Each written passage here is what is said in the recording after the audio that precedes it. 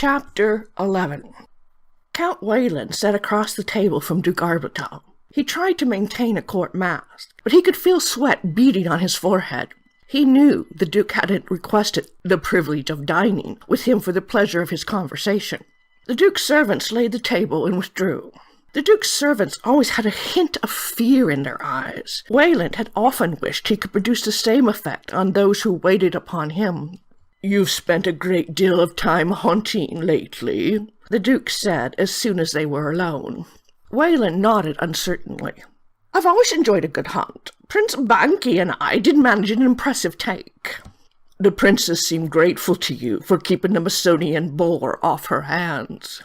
The Duke cut his meat with a particularly large knife with a ruby-encrusted hilt.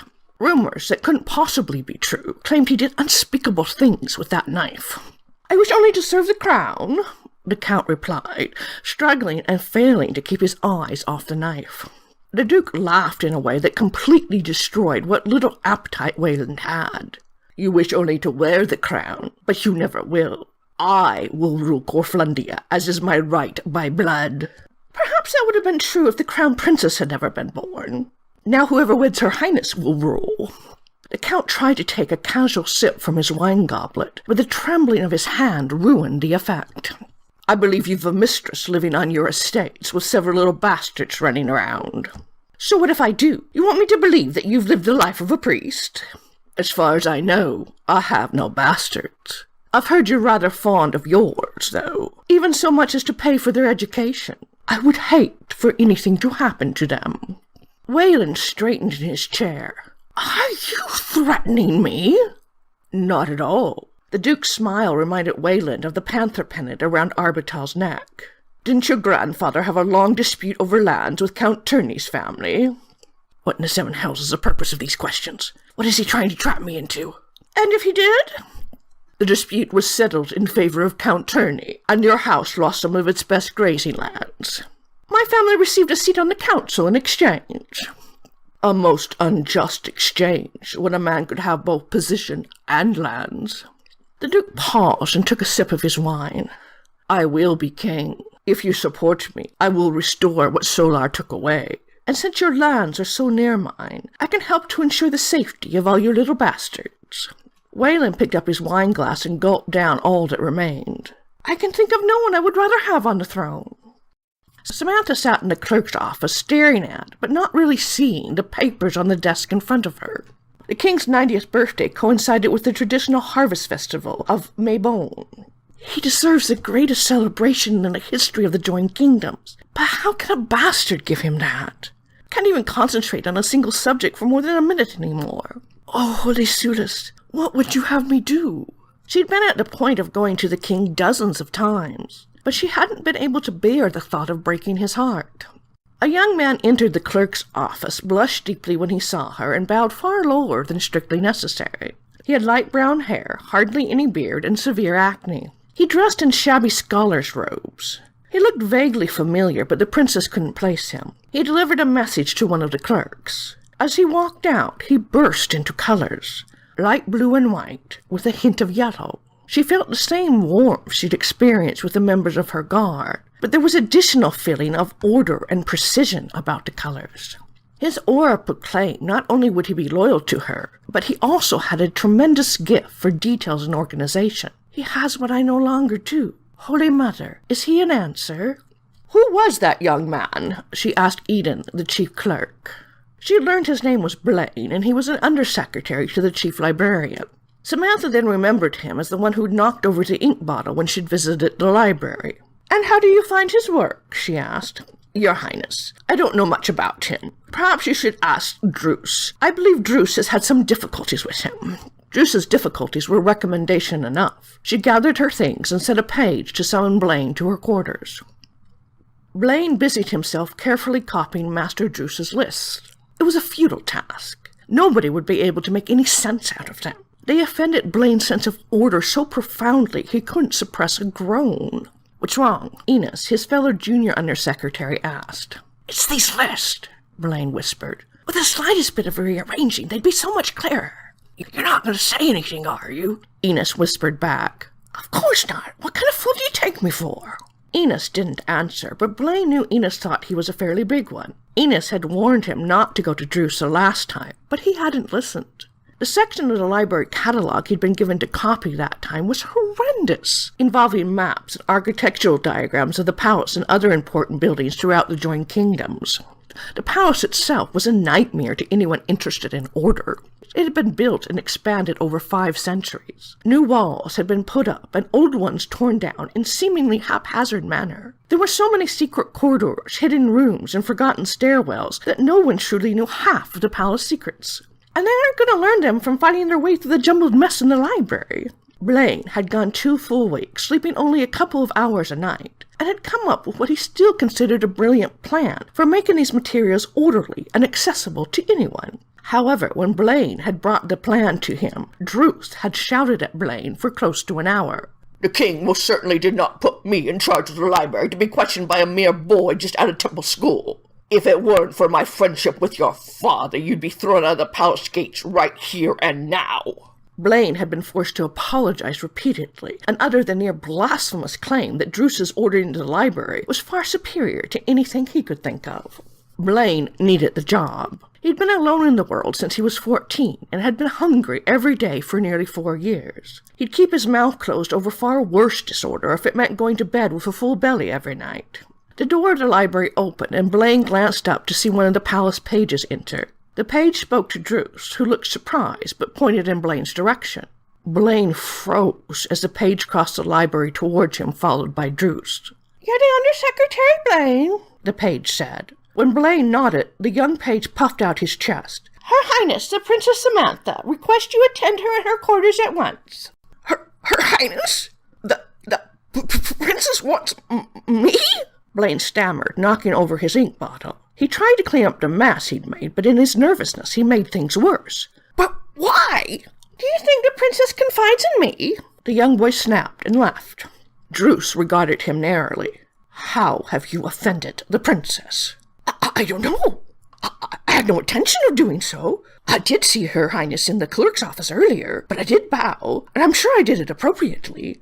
At least I think I did. I did exactly as you said I should if I ever passed her in the halls. At least, I think I did." He stammered, still trying and failing to clean up his mess.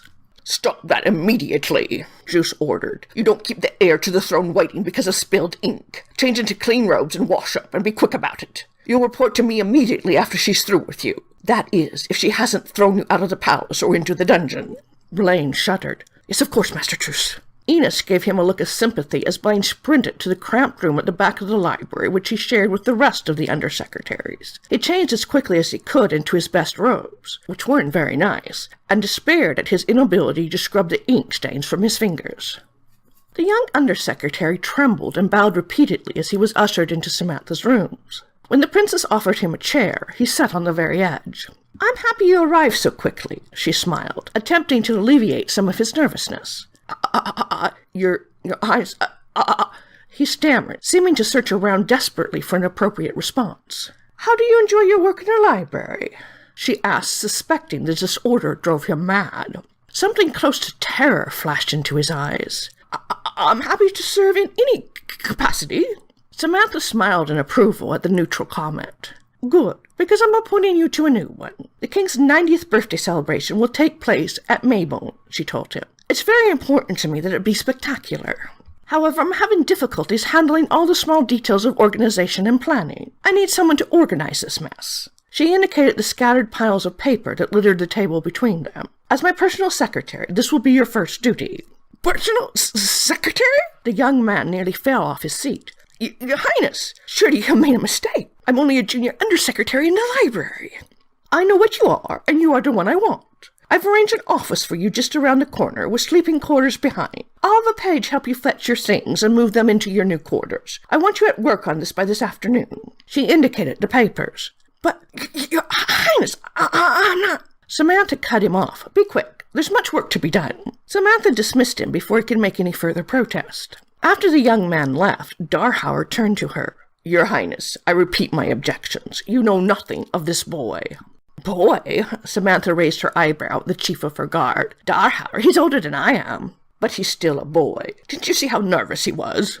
It would have helped if he hadn't looked ready to slit his throat, she snapped. Darhauer, the choice is mine. I won't discuss it. Darhauer glared at her. At the very least, give me leave to investigate the boy.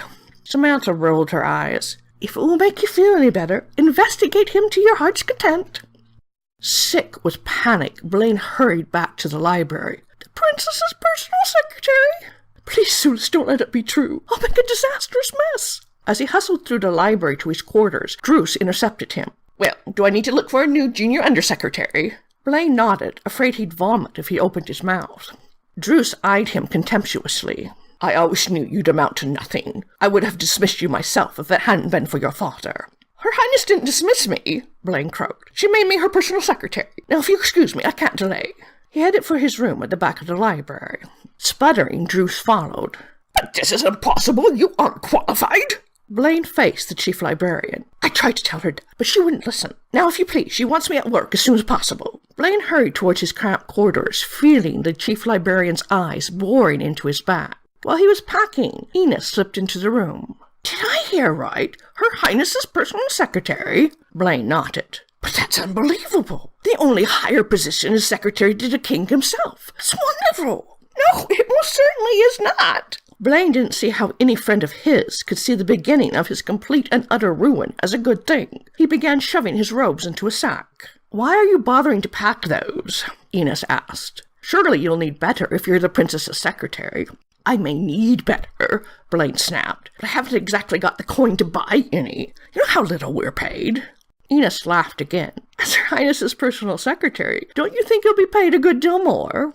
The princess hadn't mentioned his wages, but Enos was probably right, and his old robes were certainly not fit to be worn in her presence. He threw the sack of robes at Enos. You keep these then. Wear them, sell them, cut them down into rags, do whatever you like. He looked around for anything worth packing. He opened his single drawer and found a couple of books, his comb, a brooch that had belonged to his mother that he meant to give to his wife some day, and the papers that represented his 2 weeks of work reorganizing the architectural holdings of the library.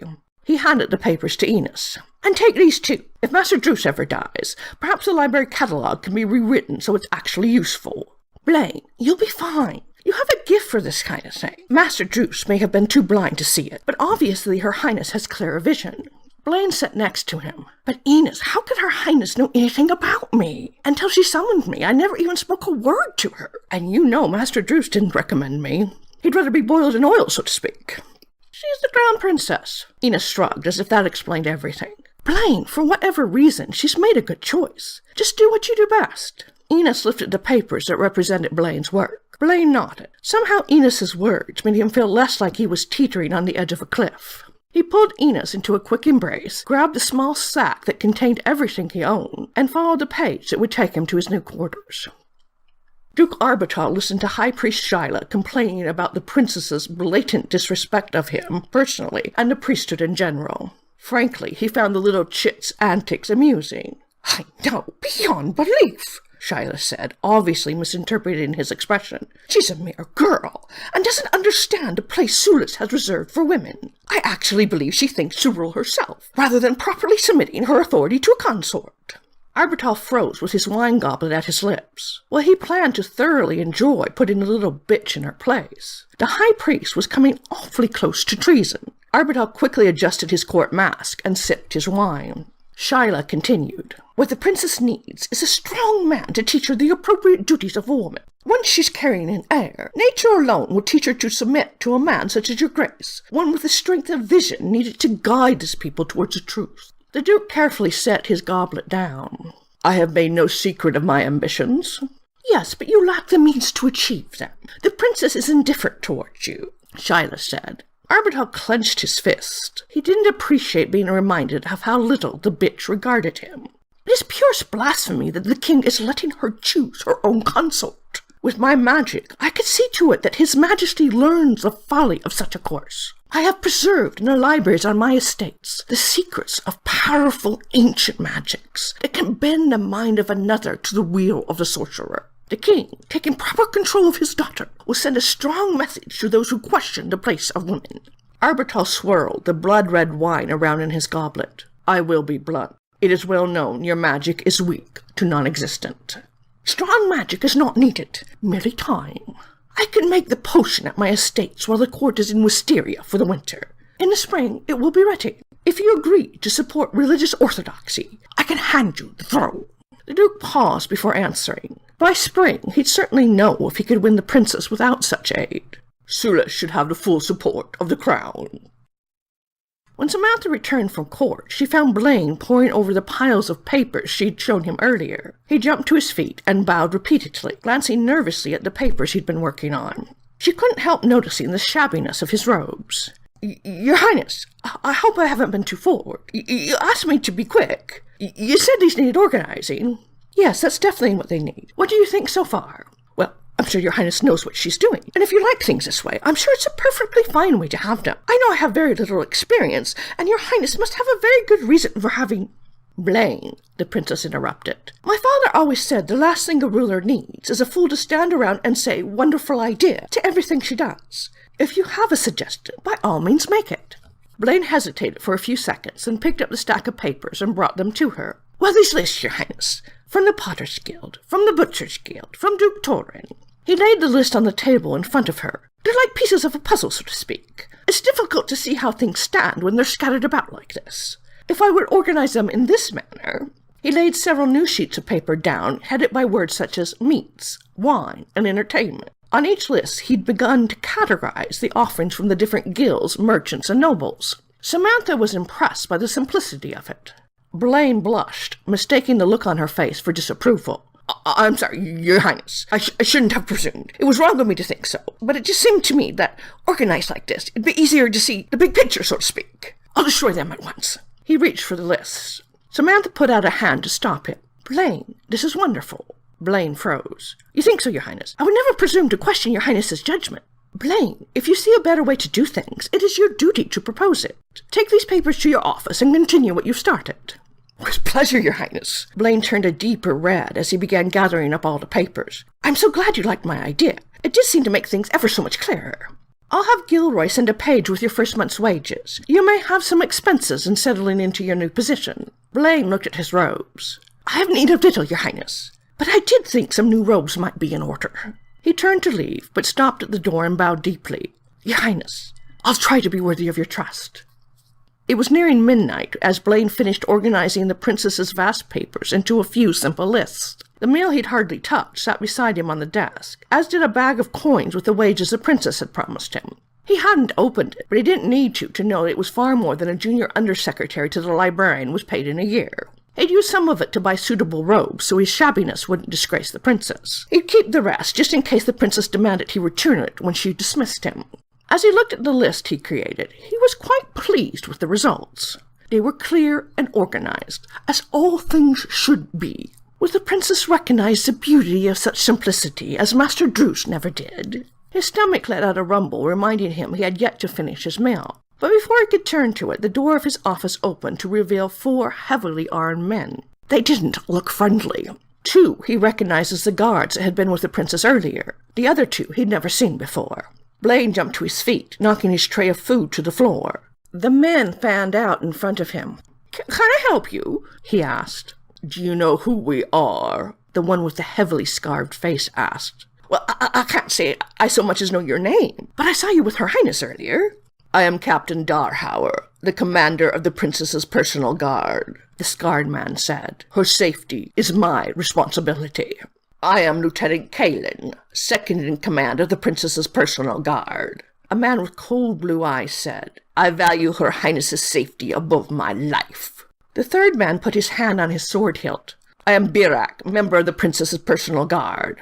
Blaine's eyes flitted to the fourth man. "And I'm Conroy. There's nothing I would not do for Her Highness." "Am I about to die?" Captain Darhauer leaned across the desk. "Guarding the princess is both our duty and our pleasure. I have no idea why Her Highness chose you, and I cannot override her decision. But know this, Junior Undersecretary from the library. If you ever lift your hand against her, tell a single one of her secrets to her enemies, pass on so much as a bit of idle gossip about her, I will personally rend you limb from limb. And I'll butcher the remains," the man with the icy blue eyes said, and the other 2 nodded in agreement. Blaine thrust out his chest. I may not be able to render a man limb from limb. The only thing I may be good at is organizing lists. He indicated the results of his meticulous labor. But I assure you, I am no less loyal to the princess than any of you. I'd give my life before I betrayed so much as the color of her highness's bed coverings. All the forces of the seven hells couldn't torture the information out of me. Blaine paled as Darhauer took out a knife. Would you be willing to take an oath on that? He cut himself across the forearm and then handed the knife hilt first to Blaine. Most certainly. Blaine grabbed the knife and rolled up his sleeve. He cut himself and felt a little faint at the sight of his blood. Still, his voice was steady as he spoke. I vow my loyalty to Her Highness, the Princess Samantha. On the goddess and my mother's grave, I vow that I will never harm her or betray her in any fashion whatsoever. He grabbed Darhauer's arm and mingled their blood. The tension in the room eased. We welcome you, Darhauer said. But break that vow, and you will die the most horrible of deaths. He bowed slightly, and he and the others left. Blaine fell trembling into his chair. How dare they think I might betray the princess? I'd cut off my right arm first. The princess had been his idol since he'd first caught sight of her as a small child. He'd been 5 at the time, the princess 3. His father had taken him to watch the royal procession on its trip to the Northern Palace. Sitting on his father's shoulders, he'd been stunned by the little girl riding beside the king. She smiled at him, and Blaine had fallen immediately in love. He remained so to this day. Of course, he was unworthy even to be her secretary. Surely I'll fail her, but betray her? Never. After receiving the secretary's vow, Darhauer returned to his rooms, where he was expecting 2 visitors, members of his rapidly growing network of informants. He heard a knock before he'd even had a chance to unbuckle his sword belt. He opened the door to the servants' quarters to find Gita, an old woman whose principal responsibility for the nearly 40 years had been to keep the library free from dust. Darhauer invited her in and offered her a chair. Can I get you anything? He asked. Darhauer had long ago learned that having his informant's favorite drinks available helped to loosen their tongues. I wouldn't say no to some wine or a spot of brandy if you have it, Gita said. Darhauer opened a bottle and poured her a glass. What can you tell me about this Blaine? I can tell you the library is in a right buzz about him, I can. Gita laughed. He being made personal secretary to Her Highness. The lad's 19, and he's only worked in the palace since Astara. Master Druce is none too fond of the lad. Nearly had an apoplexy, he did. Darhauer tensed. What does Master Druce have against him? Master Druce is one that likes things done his way. Blaine had some ideas for improving the library, he did, and the lad wasn't bright enough to keep them to himself. Master Druce hasn't forgiven him for saying that the library wasn't orderly. Darhauer waved the objection aside. The library was a disordered jumble. And what do you think of the lad? He's always seemed a nice enough sort to me. He's a bit on the clumsy side, has quite a number of accidents, but he's always good about cleaning up his own mess, he is. I've always felt a bit sorry for the poor lad, actually, if you want the truth. He was left all on his own in the world at 14, you see. He worked himself ragged trying to keep himself fed and still complete his education, he did. Before he showed up in the library at Astara, I doubt the lad had had a square meal in 5 years. Darhauer questioned her further, but found out nothing else of interest. Still, the princess's choice grated on Darhauer. She'd seemed to decide on this unknown boy after a mere glance at him in the clerk's office. A demonstration of dangerous flightiness that seemed unlike the princess, just as her attraction to the peasant Amahiller at the horse fair had been. Tomorrow, Darhauer would look into the place where the boy had supposedly worked himself ragged. After Gita left, he didn't have long to wait for Tak's arrival. Count Wayland's servant had been particularly eager to spy on his master, whom he blamed for debauching his sister. She was some kind of servant on Wayland's estate, and apparently his mistress. What do you have for me? Darhauer asked, after offering the man a seat and providing him with his favorite variety of ale. Count's given up on the princess. He's opened discussions with Count Nola over his daughter Lady Sheila. Round, pleasing breast, and a hefty enough dowry, I suspect. Darhauer shook his head. Not that I believe Wayland ever had a chance with the princess, but why has he abandoned the pursuit? There had been a dearth of weddings among the highest class of Corflundian society for the past several years, as every eligible man weighed his chances to capture the ultimate marriage prize. I think Duke Arbuthnot convinced him on that. When his lordship came back from dining with the Duke, I could tell he was shaken, though he tried to hide it. Interesting. This is hardly the first time Darhauer had heard something troubling in relationship to Arbuthnot. And what do you know of this Duke? Tak gave a shudder. If you want to discuss that one, you better go elsewhere. I'll not say a word against him.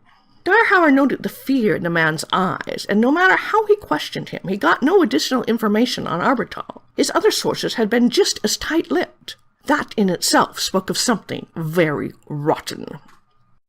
You have to stop him, Lady Sheila whined. And why would I interfere with your father's right to dispose of you in whatever manner pleases him? Duke Arbuthnot replied with annoyance, although he couldn't help noticing the bitch was displaying her breasts becomingly. I could make it worth your while. Sheila leaned forward, revealing more of her admirable cleavage. I've learned the ways of pleasuring men. Such a little slut you are, Arbuthnot sneered. Quite the bitch in heat. He rarely enjoyed a willing woman, but this one needed a lesson. He drew the lady to her feet, ran his hand up her side and across her breasts. He slipped his hand under her bodice, grasping the fullness of her bare breast. The slut gave a slight sigh of pleasure. He put his other hand around her back and pulled her into him while taking her nipple between his fingers and pinching. You're hurting me. She tried to pull away. Not nearly as much as I intend to. Sheila screamed as he dragged her towards his bed. When the Duke had finished taking his pleasure with her, Sheila curled herself into a ball. Arbuthnot wasn't the first man she'd welcomed into her bed, but never had it been like this. Her breast ached, and she felt sharp pains inside of her where the Duke had pounded her. She hurt almost everywhere else, too. He grabbed her by the hair and pulled her face back towards him. No, not again. Please, not again. She pleaded silently. He'd hit her when she'd begged earlier. He pulled her bruised mouth against his and forced her mouth open with his tongue. She didn't dare resist. He broke off the kiss, but he held her face close to his. You acted like a common whore, so I've treated you as such. You understand, do you not? Sheila closed her eyes and said nothing. How could I have ever thought he'd help me? How could I have ever wanted to lie with him? The Duke slapped her. I ask you a question, slut. Do you understand you only got what you deserved? Yes, she cried out. I deserved it. Please don't hurt me any more. I will do with you as I please. The Duke grabbed one of her aching breasts and twisted cruelly. Now, and at any time in the future. Sheila heard him reaching for something on his bedside cabinet and opened her eyes to see him holding a knife with a huge ruby in its hilt. He ran the flat of the blade over her nipple. Do we understand each other? He asked. Sheila whimpered. The Duke moved the cold blade over each breast as he spoke. That Count Wayland is trying to marry you speaks well of him. He understands the throne will be mine. But I have given you an assignment you haven't yet fulfilled. I need the name of the man you claim the princess favors, and anything that will help win her. If you don't get it for me soon, I'll have to find more ways to motivate you. He leaned over and bit deeply into her breast, drawing blood. Sheila cried out and closed her eyes so she wouldn't have to watch what he did to her. And should you breathe a word of this to anyone, he lowered his knife down between her legs. I'll slit you open.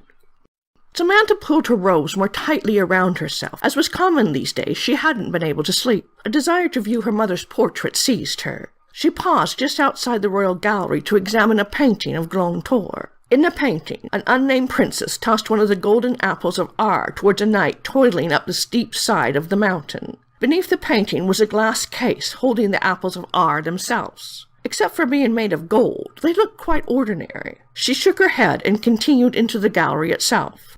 Light all the torches, she instructed Phelan. As he did so, she heard the jangle of arms, and Darhauer joined them. She rolled her eyes in annoyance. Bryce must have sent a message to him. You needn't have come. I'm sure Phelan and Bryce will be adequate protection from any boogeyman lurking among the portraits. One cannot be too careful, Your Highness. If he wanted to drag himself out of a warm bed, it was his business. She walked slowly down the line of paintings of the members of the royal house. She passed the wedding painting of Lear and Mauve, her grandparents. Lear looked every bit as stern as her father had described him. Mauve looked defiantly back at the painter. Solar claimed his mother soon lost this defiance and was completely cowed by her domineering husband. Next hung a painting of Solar and his younger brother Kerwin as children. Solar stood protectively behind Kerwin, his hand resting lightly on his shoulder. They were 10 and 5 in the picture. Kerwin had been only 18 when he'd thrown himself in front of Solar, taking an error meant for his older brother.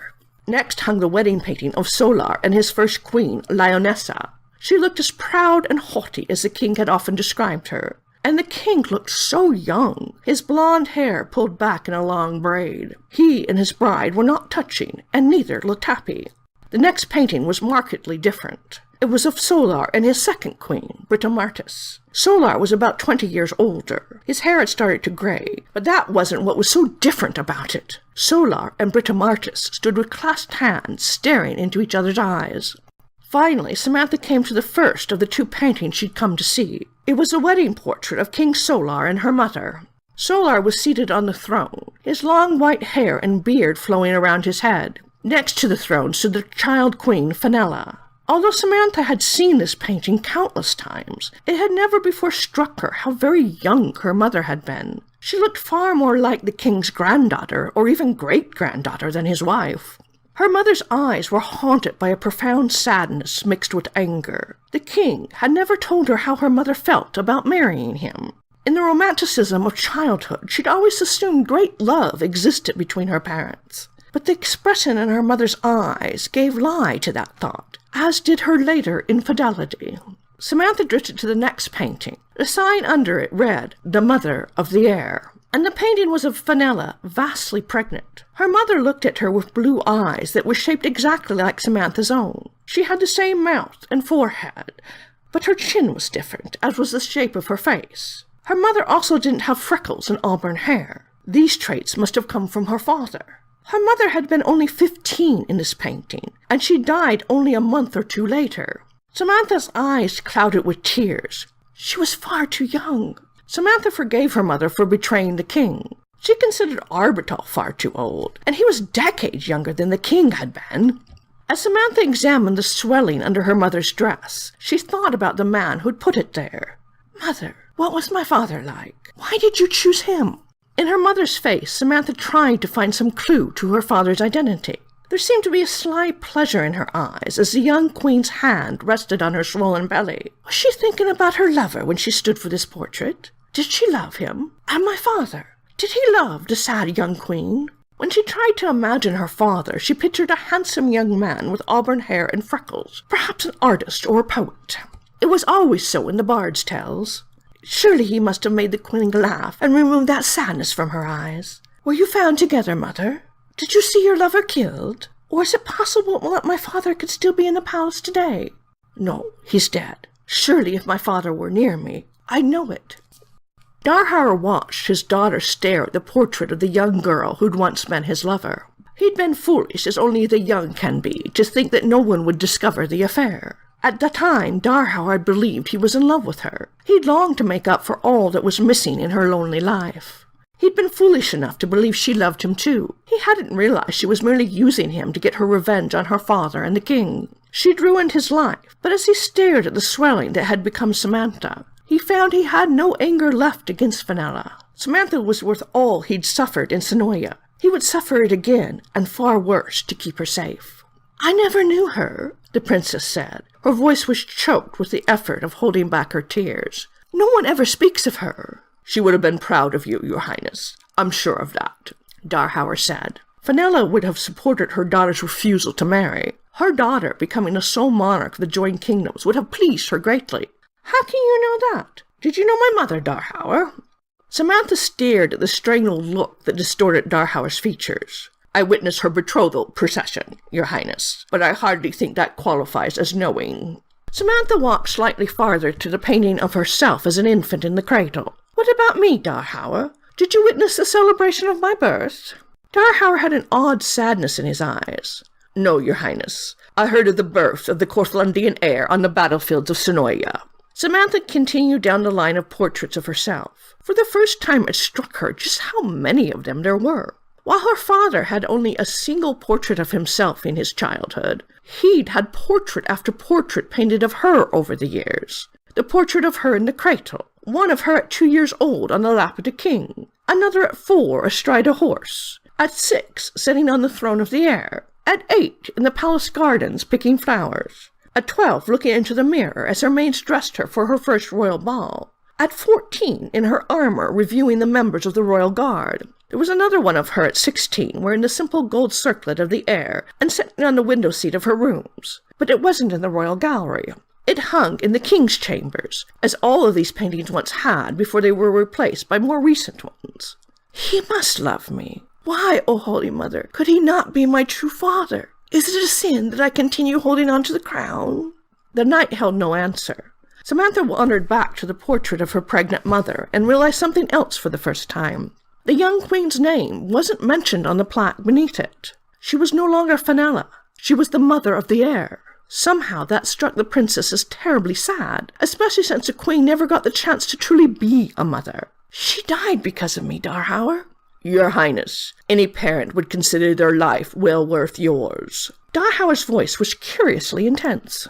As she looked at her mother's hand resting on her belly, she wondered if her mother had thought that death at 15 was worth it. She'd always felt a small emptiness in her life she thought her mother would have filled. But tonight, that emptiness felt like a vast chasm. The king wasn't her father. She was an orphan who had never known either of her parents. The king breakfasted alone with his chancellor. She barely talks to me these days, and when she does, she's always so formal. She actually called me Your Majesty the other day. Things have never been that way between us. Have you talked to her about it? Cadman asked. Solar sighed. I've tried, and she either insists nothing is wrong, or gives some flimsy excuse. I've lost track of how many slight headaches she's had this summer. Also, she's making some rather odd decisions, making some junior librarian her personal secretary. Your Majesty, the princess is at the age when children feel the need to prove they are no longer children. I remember some of the things my own did at her age. Absolute menaces they can be. If making an odd choice of a secretary and being a little more distant is all the trouble she causes, you have much to be grateful for. The king nodded thoughtfully. He'd hated his own father when he was 17.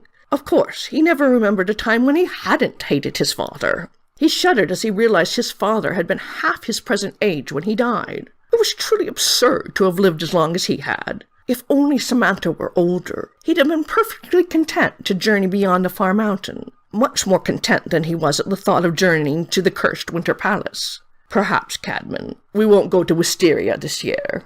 But Your Majesty, won't having your birthday celebration here in Nundia, and then keeping the court south for the winter cause hard feelings in Corth? You must understand. The court will travel north as always, but perhaps you and I will not. This winter would be a good time to begin the transition from the rule of Solar II to Samantha I. Desperate, Lady Sheila made her way towards a banquet hall, where the princess was rumored to be overseeing the decorating for tomorrow's celebration. Sheila wore a dress with a collar so high it nearly choked her. Her father thought she'd finally developed a proper sense of modesty. She couldn't let him know what had happened. If her father didn't kill her for it, the Duke certainly would. And it was all her fault. The princess had been too busy to see her over the last several days, or at least that's what her secretary had said. She put her hand over her breast where the Duke had bitten her. Please, Sulis, let her see me tonight. Samantha frowned as she surveyed the hangings on the wall behind the high table. It was late, and she was tired. She'd had someone else see to the rest of the decorations, but the idea for the wall hangings had been her own. What do you think? She asked her secretary, who no longer stuttered every single time he spoke. Blaine blushed. Well, Your Highness, it looks, I'm sure that it's certainly quite ordinary, she finished. Yes, I'm afraid so, Your Highness. As ordinary as a rainy day in spring, so to speak. Damn it to the seven hells, Blaine! She swore, and Blaine looked shocked. Why does it look so ordinary? The colors are brilliant enough. And they were. The king's gold sun on its red background, the golds, browns, and oranges of Malbone. Your Highness! Samantha swore again as she recognized Lady Sheila's voice. Can't she understand some of us have more important duties than sitting around and giggling all day? Blaine faded into the background as the lady approached, but her guards drew closer, as if they expected Sheila to be overcome with an insane rage and leap at her. Sheila bowed and then glanced at the wall hangings. Your Highness, they look positively lovely. No, they don't, Samantha groaned in frustration. They look positively ordinary. Now that you mention it, the colors are brilliant, but the hangings are all the same length, all the same width. With a little variety, the effect could be stunning. She's right. That's the problem. Do you think it can be fixed? It wouldn't take much, Your Highness. Just shorten a few here and there, fold others in half. Sheila looked at her with an uncertainty the princess had never seen in her before. If you'd like, I could do it for you. please." Samantha gestured towards the hangings. The Count's daughter hurried forward and began directing the servants. Samantha fell into a chair and watched. Blaine stood beside her. "The lady has a fashion sense of a peacock, so to speak." "Yes, she does. And I have the sense of a boar." To her annoyance, Blaine didn't disagree.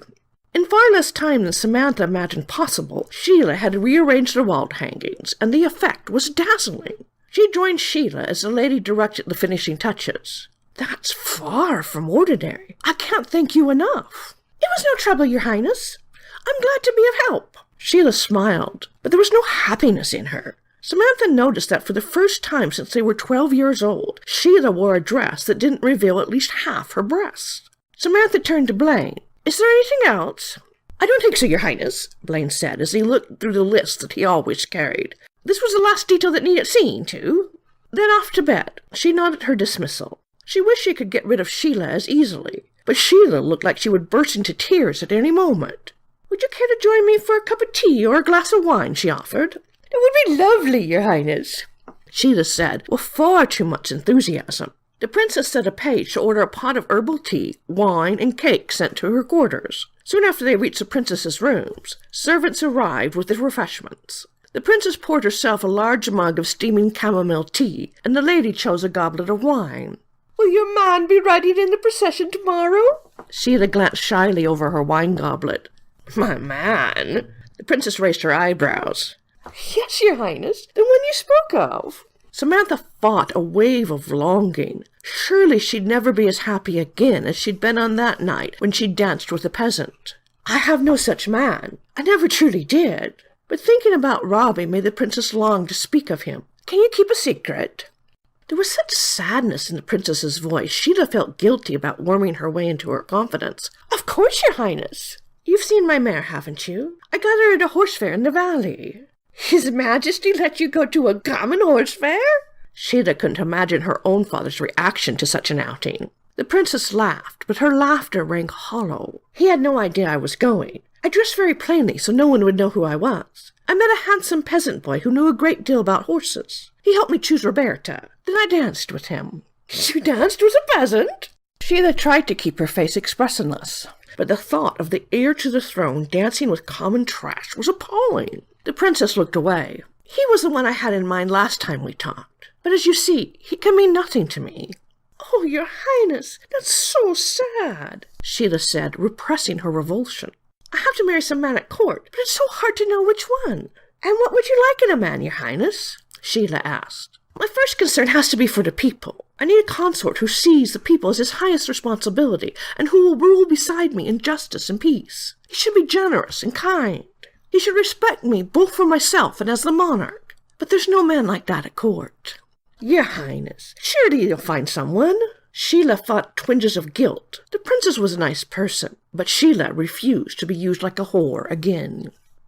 It was a bright sunny day and very warm for the time of year. The weather suited Arbital's mood perfectly as he rode behind the princess and the king in the royal procession that marked the beginning of the celebration of Mabon. Gutter scum thronged the street, throwing straw and grain in front of them, as was traditional for the celebration of the harvest. They chanted, "Long live King Solar! Long live Princess Samantha!" Soon it will be my name on everyone's lips. After the procession, the court gathered in the town square, where their guilds had set up tables for breakfast and entertainment. Arbital ate while watching an insufferable play by the Butcher's Guild. As a member of the king's council, he was seated near the princess. He leaned over and whispered to her, "You've done very well, Your Highness. Planning a celebration of this magnitude is no easy feat." "Why, thank you," the princess said. "The people love your father. He's always been a just and good king, ruling with the best interests of the people at heart. All monarchs should, but too few actually do." "So I've always thought." The princess smiled, a seemingly genuine smile. A surge of blood rushed to his loins as he imagined taking her in the manner he'd taken Lady Sheila. The celebration was every bit as magnificent as Samantha had hoped. Music and dancing filled the streets. An abundance of food and drink was available. The only stain to her happiness came during the traditional visit to the royal graveyard. As she placed the apples and grains on her mother's tomb, she again experienced the sadness she felt while gazing at her mother's portrait in the royal gallery. "Oh, Mother, can you help me now?" Suddenly, an unexpected wave of peace came over her. The barge did say that the veil between this world and the next was thinnest at Maybone. The king put his arm around her shoulders. "She would have been proud of you, my dear," he said, echoing Darhauer's words from the Morel Gallery. "No, I won't go without you," Samantha protested the morning after Maybone. "If you aren't well enough to travel, the court will stay south this winter. My place is by your side." "At least it used to be when I was your daughter." The king smiled at her. "Samantha, you know I've never wanted you absent from me a day in your life. But your place is where I say your place is, and this winter that place is in Corth, not in Lundia with an old man." "But father, what if—" "What if nothing? I'll be here in the spring to make the announcement of your betrothal. I know you've been avoiding me." Samantha couldn't meet the king's eyes. She was again on the verge of telling him everything, but the king didn't give her the chance. "Samantha, I love you. I've loved you from the first moment I laid eyes on you. You've been the greatest joy of my life." Samantha burst into tears of relief, a relief so great she would have promised him anything at that moment. "Father, I love you too." She hugged him and felt the comfort of his arms around her. "And I promise you, at the Ostaren ball you may announce my betrothal. When I return in the spring, I will have chosen your future son-in-law." The king held her tightly. "My daughter, you've never been a disappointment to me. And who knows, I may yet live long enough to have your heir suck on my finger." "Report." Duke Arbuthnot ordered Captain Kentigern, who'd come to Mortagne with news from the Duke's estates. "Recruitment is proving more difficult than we hoped, Your Grace. I presently have 200 men, but many of them are very raw and will need a great deal of training. The most talented young men usually try for a position with the Royal Guard. 200 is insufficient. Perhaps you need some incentive to improve these results." "I assure you I've given it my utmost effort. The princess and the king are popular with the people. It's no easy task to find soldiers discontented with how things are run. There are only so many that will respond to threats, and your treasury will only support a certain level of bribery. An army of even this size is expensive to maintain." Arbuthnot's eyes bore into Kentigern's. The man was good at following orders, but he had no ability to think for himself. "Once I'm king, I'll have the royal treasury at my disposal." "Of course, Your Grace. Many will fight for a delayed reward. I'm sure that by spring I'll have better news for you." Since Arbuthnot didn't share Kentigern's certainty, military action seemed a risky course.